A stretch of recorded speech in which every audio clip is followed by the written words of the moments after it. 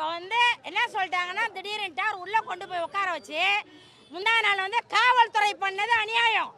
அவ்வளோ பேர் இருக்கும் போது செம்மனை கொண்டு கேட்டில் ஒட்டினது தவறு. செம்மனை கையில் கொடுத்துருக்கணும். இவர் ஒட்டின அந்த செம்மனை அவங்க ஃபோட்டோ எடுத்துட்டாங்க ஃபோனில். அதுக்கப்புறம் கிழிச்சதுக்கு அந்த பேப்பரை நான் தான் கிழிக்கணும்.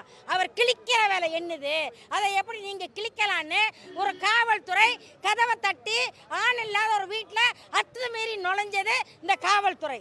அதை கண்டித்து கேட்க துப்பு இல்லாத அந்த காவல்துறை யாருக்கு சொம்படிக்கிறாங்க? வீணா போன 7 பிள்ளை அழிச்ச 9 புருஷ கட்ட அவளுக்காக ஒரு கேஸை போட்டு இங்க 26 லட்சம் பேருக்கு தலைவராக இருக்கிற தமிழ்நாட்டின் ஆக பெரும் தலைவராக இருக்கக்கூடிய எங்கள் சீமானை வேணும்னே எங்கள் தலைவரை அழைச்சிட்டு ஸ்டேஷன்ல உட்கார வச்சு நீங்க ஒண்ணும் பண்ண முடியாது. வச்சுக்கங்கடா, எங்க நாம் தமிழர் கட்சியில கொண்டாந்து சேர்க்காதீங்க. அவளுக்காக சப்போர்ட் பண்ணாதீங்க, சரியா? நாம் தமிழர் கட்சியை வேணும்னே உரண்டை வளர்க்குறாங்க. இதெல்லாம் தேவையில்லைன்னு ஒருத்தர் கூட உள்ள விடல.